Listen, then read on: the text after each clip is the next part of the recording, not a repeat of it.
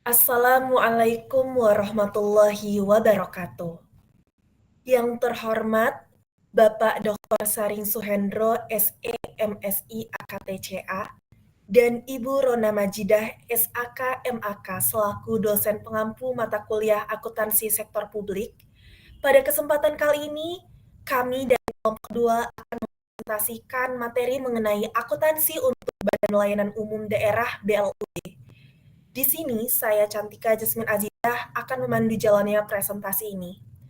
Sebelumnya, izinkan saya untuk memperkenalkan anggota dari kelompok 2, yaitu ada Raka Perdana Amerta, Tri Rizky Handayani, Risma Indriana, Alna Nafiska, Ulfi Nikmatul Jannah, dan Cantika Jasmine Azizah.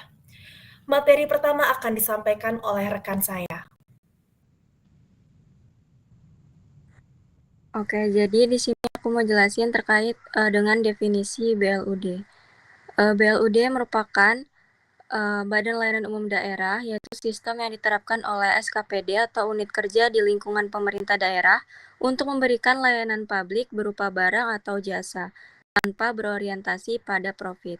Nah, BLUD ini mengadopsi praktik bisnis sehat untuk meningkatkan kualitas layanan dengan fleksibilitas dalam pengelolaan keuangannya sebagai pengecualian dari aturan keuangan daerah. Next slide. Kemudian ada karakteristik BLUD. BLUD bisa dilihat dari status hukumnya. BLUD ini tidak memiliki status hukum yang terpisah dari pemerintah daerah karena BLUD ini merupakan bagian dari instansi induk. Kemudian dari fleksibilitas keuangannya, BLUD ini memiliki keleluasaan dalam perencanaan, pelaksanaan, dan pertanggungjawaban keuangannya.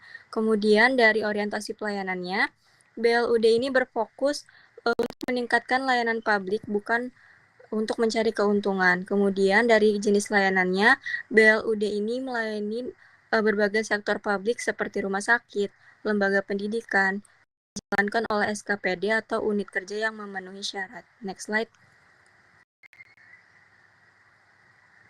Kemudian tujuan dan fungsi BLUD. BLUD ini tujuan umumnya adalah menyediakan pelayanan publik yang lebih efektif, efisien, ekonomis, transparan, dan juga akuntabel. Dengan tetap menjunjung asas keadilan, kepatuhan, serta manfaat bagi masyarakat melalui pola bisnis yang sehat. BLUD membantu pemerintah daerah melalui pendelegasian pengelolaan agar pelayanan publik itu bisa berjalan lebih optimal dan responsif. Kemudian fungsi dari BLUD sendiri diantaranya adalah meningkatkan efektivitas, efisiensi, transparansi, dan akuntabilitas layanan publik. Kemudian mendukung pencapaian tujuan pemerintah daerah dalam meningkatkan kesejahteraan masyarakat melalui layanan berkualitas. Kemudian mengelola keuangan secara lebih fleksibel dan mandiri untuk mendorong efisiensi dan produktivitas pelayanan. Selanjutnya akan dijelaskan oleh rekan saya.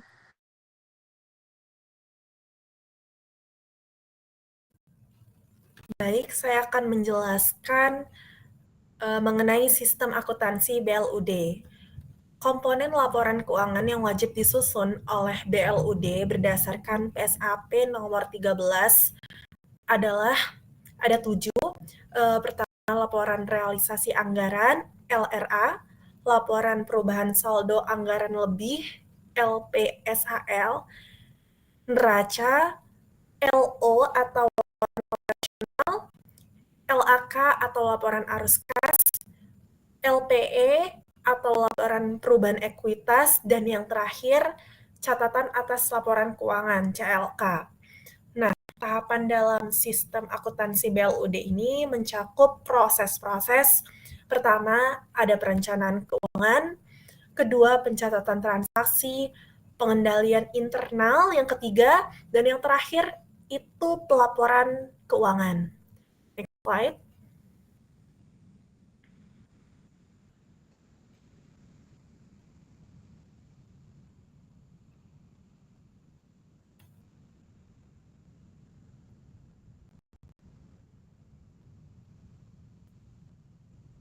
Next.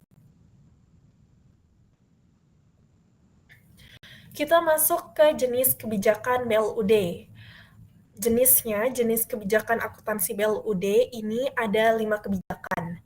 Pertama, kebijakan pendapatan, mengatur pengakuan dan pencatatan pendapatan dari jasa layanan hibah sumber lain. Kedua, kebijakan biaya. Kebijakan ini menjelaskan pengakuan dan klasifikasi biaya operasional maupun non-operasional. Ketiga, kebijakan mengenai aset, mengatur pengakuan, penilaian, penyusutan, dan pengungkapan aset lancar dan tetap.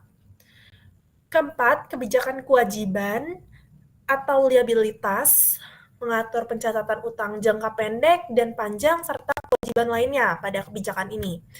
Dan yang terakhir itu kebijakan ekuitas.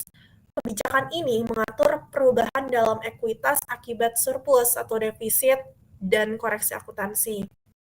Next slide.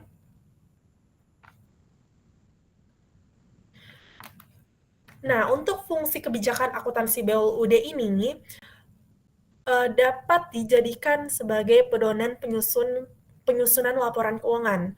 Kemudian menjamin konsistensi dan keterbandingan antara periode, memastikan kepatuhan terhadap standar dan regulasi, serta mendorong transparansi dan tentunya akuntabilitas. Next slide.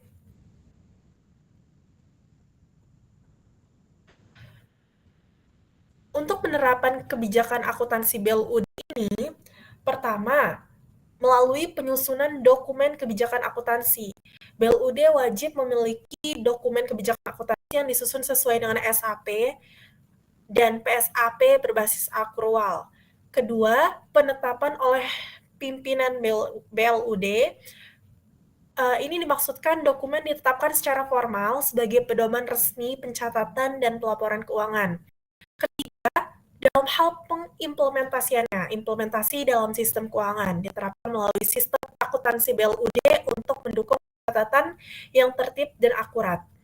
Keempat, sosialisasi dan pelatihan. Staf keuangan dilatih agar memahami dan menerapkan kebijakan secara konsisten. Kemudian, evaluasi dan revisi berkala dilakukan peninjauan berkala untuk menyesuaikan dengan perubahan regulasi atau kondisi operasional. Next slide.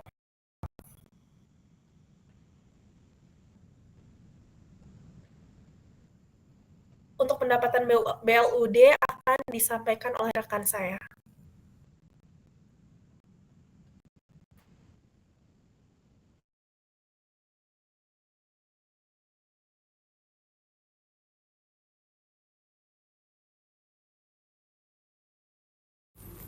Di sini saya akan menjelaskan pendapatan BLUD.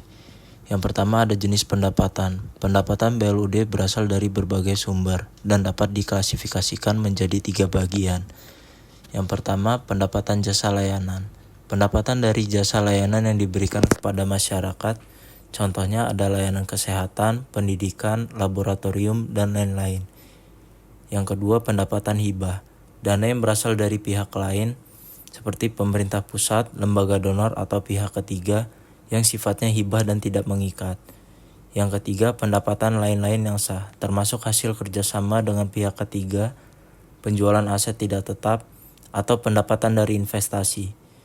Kemudian ada sumber pendapatan. Sumber utama pendapatan BLUD berasal dari, yang pertama ada penerimaan jasa layanan langsung dari masyarakat, yang kedua dana hibah atau bantuan operasional, yang ketiga kerjasama operasional atau investasi, dan yang keempat dana APBD jika diberikan. Kemudian ada pengelolaan pendapatan. Yang pertama dikelola secara fleksibel sesuai prinsip ekonomi dan efisiensi. Yang kedua dicatat dan dilaporkan dalam sistem akuntansi BLUD yang terpisah dari APBD, namun tetap disusun sesuai standar akuntansi pemerintah atau SAP dan kebijakan internal BLUD. Yang ketiga, pendapatan dicatat berbasis akrual, yaitu diakui saat terjadi hak atas pendapatan, bukan saat kas diterima. Kemudian ada biaya BLUD. Biaya BLUD dibagi menjadi 3. Yang pertama ada klasifikasi biaya. Biaya dalam BLUD diklasifikasikan berdasarkan jenis dan sifatnya, yaitu yang pertama biaya operasional, terdiri dari gaji pegawai non-PNS, bahan habis pakai seperti obat, alat tulis kantor, dan utilitas atau listrik, air, dan telepon. Yang kedua, biaya non-operasional, terdiri dari penyusutan aset tetap, biaya bunga, dan kerugian atas penjualan aset. Yang ketiga, biaya investasi atau pengembangan, peningkatan sarana dan prasarana layanan, pengadaan alat kesehatan dan komputer. Kemudian, pengakuan biaya. Pengakuan biaya akrual yaitu diakui saat terjadinya kewajiban atau pengeluaran bukan saat kas keluar. Misalnya, biaya gaji yang telah jatuh tempo meski belum dibayar tetap diakui sebagai beban. Yang ketiga, pengendalian biaya. Dilakukan melalui anggaran fleksibel yang disusun berdasarkan perakiraan pendapatan dan kebutuhan layanan. Pengeluaran harus sesuai dengan rencana bisnis dan anggaran atau RBA. Dilakukan pengawasan internal dan eksternal serta pelaporan secara periodik. Yang terakhir ada sistem audit internal dan eksternal, misalnya dari Inspektorat Daerah atau BPKP.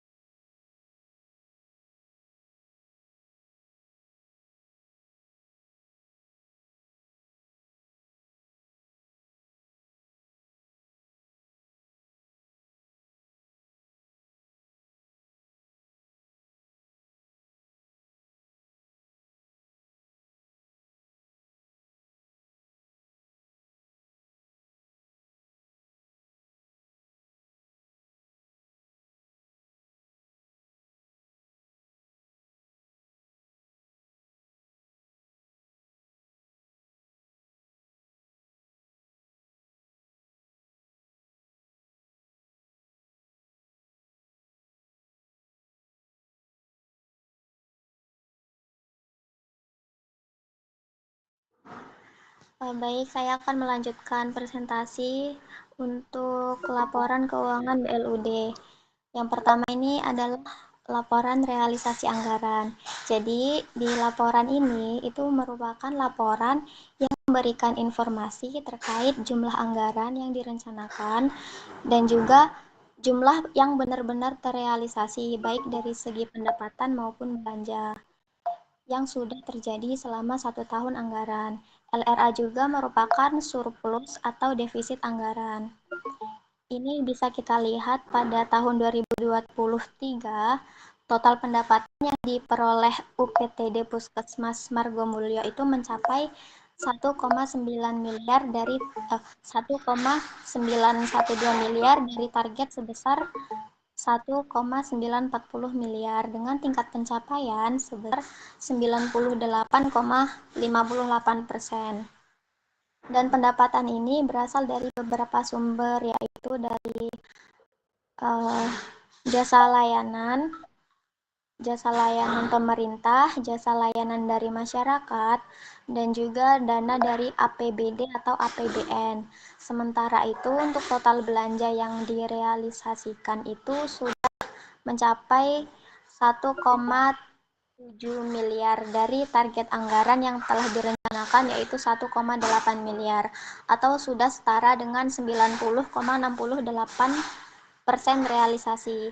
Jadi komponen belanja itu terdiri dari belanja pegawai, belanja barang dan jasa, serta belanja modal. Dengan demikian terdapat surplus anggaran sebesar Rp197.790.507 yang menunjukkan bahwa pendapatan itu lebih besar dari belanja dan mencerminkan efisiensi dalam pengelolaan anggaran tahun berjalan.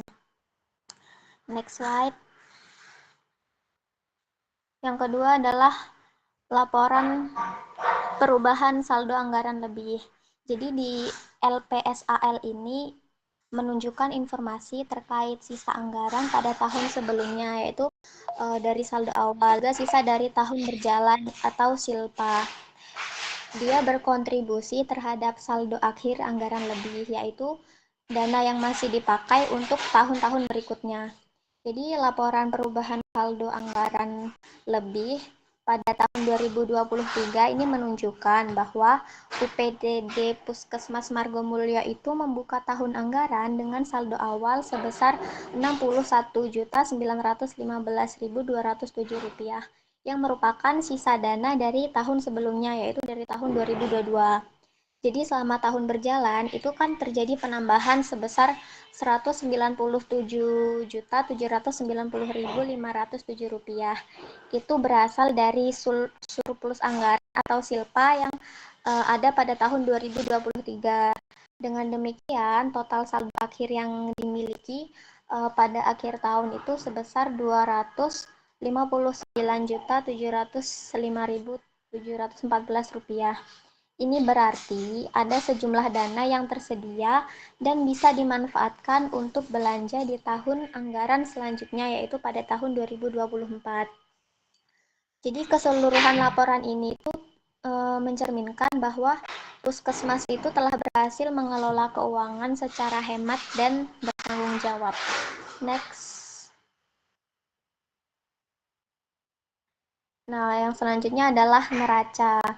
Jadi neraca ini merupakan salah satu merupakan laporan posisi keuangan yang dibuat pada akhir periode. Fungsinya untuk memberitahukan apa yang dimiliki seperti aset dan apa yang masih menjadi kewajiban atau utang dan sisa kekayaan bersih atau ekuitas.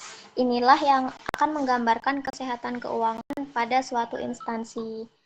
Pada neraca keuangan UPTD Puskesmas Margomulyo pada tahun 2023 ini bisa dilihat dia itu menunjukkan kondisi keuangan yang sehat dan stabil.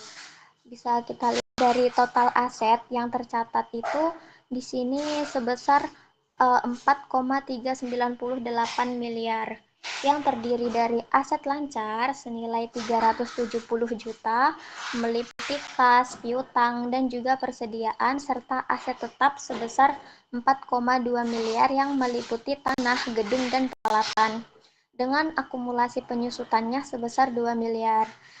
Pada sisi kewajiban itu tercatat sebesar 105 juta dan mengalami kenaikan dari 43 juta pada tahun 2022, namun masih berada dalam batas yang aman dan terkendali. Ekuitas Puskesmas itu mengalami peningkatan yang signifikan dari yang sebelumnya adalah 3,49 miliar pada tahun 2022, kini menjadi 4,29 miliar pada tahun 2023. Dan ini sudah sejalan dengan pertumbuhan aset serta surplus anggaran yang telah diperoleh.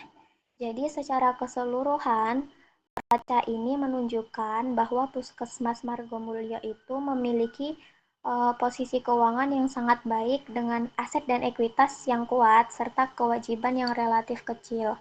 Untuk materi selanjutnya akan dijelaskan oleh rekan saya.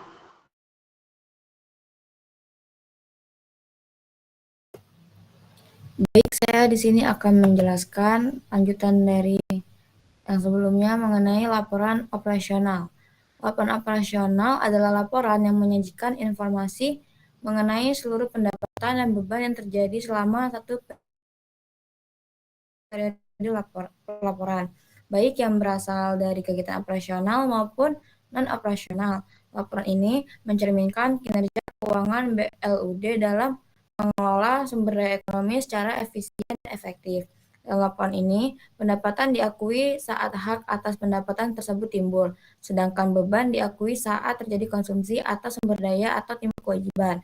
Selisih antara total pendapatan dan beban akan menunjukkan hasil kinerja berupa surplus atau defisit operasional. Nah, berdasarkan laporan operasional UPTD Puskesmas Margomulyo tahun 2023, total pendapatan yang dihasilkan itu mencapai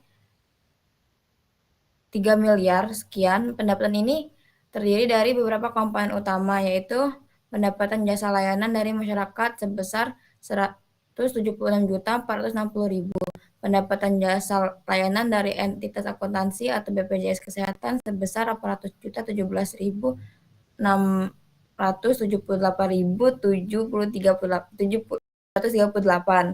pendapatan dari APBD atau APBN lihat semuanya jika dibandingkan dengan tahun sebelumnya, seluruh komponen pendapatan mengalami peningkatan yang cukup signifikan. Misalnya pendapatan dari jasa layanan masyarakat naik sebesar 74,72% dan pendapatan dari dana APBN atau APBD meningkat sebesar 70,45%. Sementara itu, untuk total beban yang dikeluarkan selama tahun 2023 tercatat sebesar 2.757.650 triliun ya, 327.000. Beban berasal dari beban pegawai yang menunjukkan kenaikan tajam sebesar dibandingkan tahun sebelumnya. Selain itu, penggunaan persediaan mencapai 1.083.255.612 dan beban atau jasa sebesar 393.672.410. Beban lainnya mencakup biaya penyusutan, perjalanan dinas, dan langganan daya dan jasa. Dengan demikian, selisih antara total pendapatan dan beban menunjukkan bahwa Puskesmas berhasil mencatat surplus operasional sebesar 800.380.216 pada tahun 2023, meningkat tajam dari surplus tahun sebelumnya yang hanya 8.767.006. Hal ini mencerminkan adanya efisiensi dalam pengelolaan anggaran dan peningkatan kinerja operasional. Kemudian, yang selanjutnya dalam laporan arus kas. Dalam laporan arus kas, menyajikan informasi mengenai perubahan kas dan setara kas selama satu periode laporan. Laporan ini dikelompokkan ke dalam beberapa aktivitas, yaitu aktivitas operasi, aktivitas investasi, aktivitas pendanaan, dan transitoris. Aktivitas operasi itu mencerminkan kas dari kegiatan layanan utama BLUD. Kalau aktivitas investasi itu terkait pembelian atau pelepasan aset tetap. Aktivitas pendanaan itu mencakup sumber dari pelunasan pendanaan, dan aktivitas transitoris itu transaksi yang bersifat sementara. Laporan ini sangat berguna dalam mengevaluasi kemampuan BLUD dalam menghasilkan dan mengelola kas, serta dalam memastikan keberlanjutan layanan publik yang diselenggarakan. Dalam laporan arus kas ini diketahui bahwa arus masuk kas dari aktivitas operasional itu mencapai 1.912.930.162, sedangkan arus kas untuk kegiatan operasional sebesar 1.582.150.055, sehingga kas bersih yang diperoleh dari kegiatan operasi adalah sebesar 330.779.607. Di sisi lain, terdapat arus kas keluar dari aktivitas investasi sebesar 132.989.100 yang digunakan untuk belanja peralatan dan mesin. Tidak terdapat arus kas dari aktivitas pendanaan maupun transitoris pada tahun tersebut. Secara keseluruhan, kas bersih yang diperoleh selama tahun 2023 sebesar 197.790.507, sehingga saldo kas meningkat dari 61.915.207 pada tahun 2022 menjadi 259.705.714 pada akhir tahun 2023. Kenaikan ini menunjukkan bahwa Puskesmas memiliki kondisi likuiditas yang baik dan mampu membiayai kegiatan operasional maupun pengembangan di tahun-tahun berikutnya. Selanjutnya, untuk laporan perubahan ekuitas. Laporan perubahan ekuitas menggambarkan kenaikan atau penurunan ekuitas BULD selama satu periode pelaporan. Ekuitas ini merupakan kekayaan bersih, yaitu selisih antara aset dan total kewajiban. Laporan ini menunjukkan bagaimana posisi ekuitas awal di awal tahun mengalami perubahan akibat adanya surplus atau defisit dari laporan operasional, serta koreksi lainnya jika ada. Dengan demikian, laporan ini berguna untuk menilai stabilitas dan kesinambungan keuangan BLUD. Dalam laporan perubahan ekuitas, nilai ekuitas pada awal tahun 2023 tercatat sebesar 3.492.163.044 dengan adanya surplus operasional yang cukup besar selama tahun berjalan.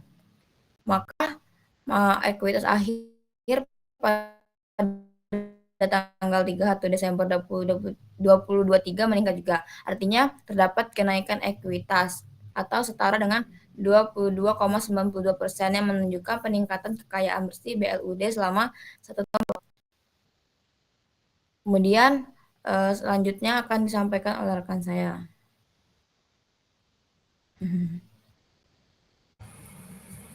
Oke, selanjutnya saya akan menjelaskan studi kasus penerapan akuntansi BLUD di RSUD Budi Asih untuk tahun anggaran 2023, di mana RSUD Budi Asih ini merupakan rumah sakit milik Pemprov DKI Jakarta dan sudah berstatus sebagai BLUD.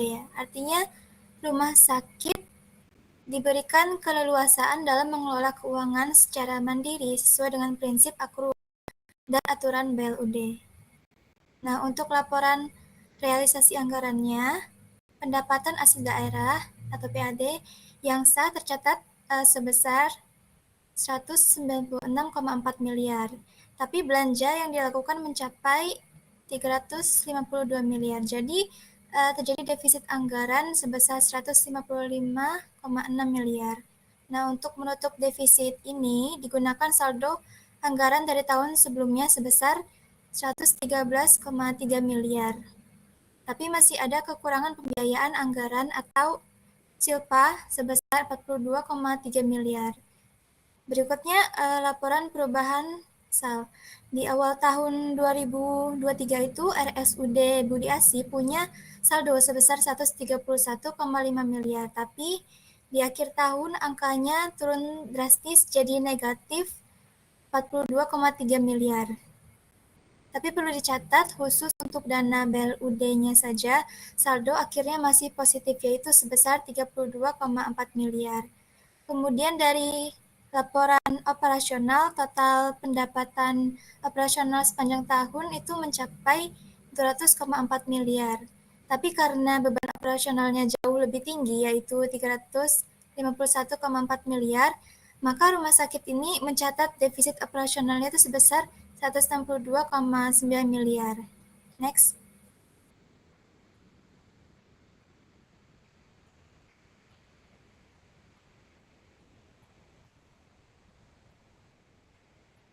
Lanjut ke bagian neraca, sampai 31 Desember 2023, kas BLUD itu tercatat tinggal 32,4 miliar, yang mana itu turun tajam dari kas di awal tahun sebesar 131,5 miliar.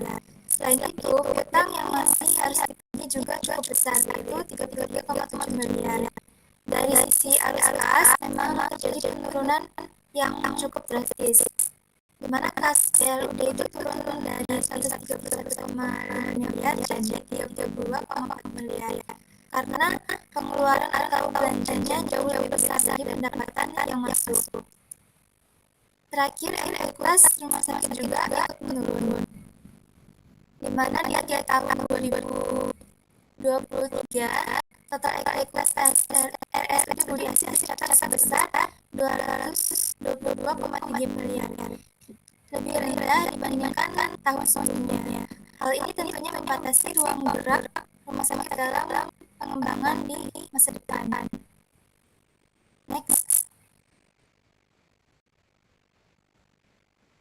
Nah, dari studi kasus ini, kami bisa menyimpulkan beberapa poin penting. Yang pertama, dari sisi akuntabilitas dan transparansinya, RSUD Budi Asih tidak cukup baik karena menyusun laporan keuangan dan diaudit oleh BPK.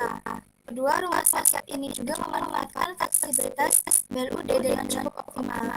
Bahkan realisasi adanya di tahun 2023 mencapai 105,25% dari target, yang artinya ada kinerja pendapatan yang bagus, tapi ada permasalahan yang di-highlight yaitu defisit anggaran sebesar 155,6 miliar yang menunjukkan belanja jauh lebih tinggi dari pendapatan. Penurunan sal dan kas BLUD secara tajam sampai mencatat sal negatif. Terus ketergantungan pada saldo tahun sebelumnya untuk menutupi defisit bukan dari perbaikan efisiensi. Piutang yang tertagih mencapai 33,65 miliar yang berpotensi mengganggu arus kas. Terus penurunan nilai ekuitas yang bisa menghambat pengembangan layanan ke depannya. Dan yang paling lihat, kas BLUD itu menurun drastis, berisiko mempengaruhi operasional di tahunnya.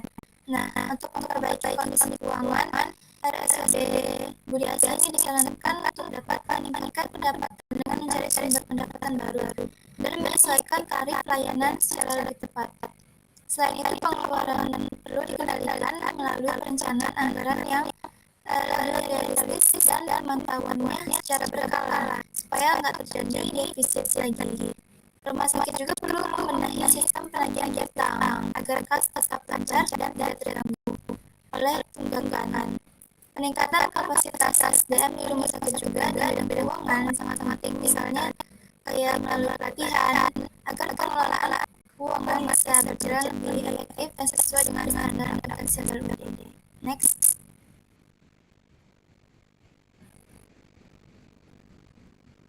Sampai di kesimpulan, di sini yang pertama, BLUD merupakan entitas yang dibentuk untuk meningkatkan efektivitas dan efisiensi pelayanan dengan fleksibilitas dalam pengelolaan keuangannya. Sistem akuntansi BLUD harus sesuai dengan standar akuntansi pemerintahan atau SAP yang berbasis aktual, mencakup laporan realisasi anggaran, laporan perubahan saldo anggaran balik, neraca, laporan operasional, arus kas, dan kualitas.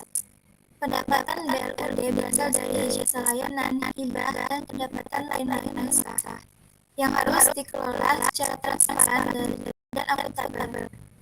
Biaya BLUD diklasifikasikan menjadi biaya operasional, dan modal yang harus dikelola secara efektif untuk menjaga efisiensi anggaran. Studi kasus pada RSUD Indonesia tadi menunjukkan bahwa meskipun telah menerapkan akuntansi BLUD dengan baik, tetap saja masih terdapat permasalahan seperti anggaran, penurunan saldo kas, dan tingginya hutang yang perlu diatasi. Baik, sekian dari saya kembalikan ke moderator. Terima kasih.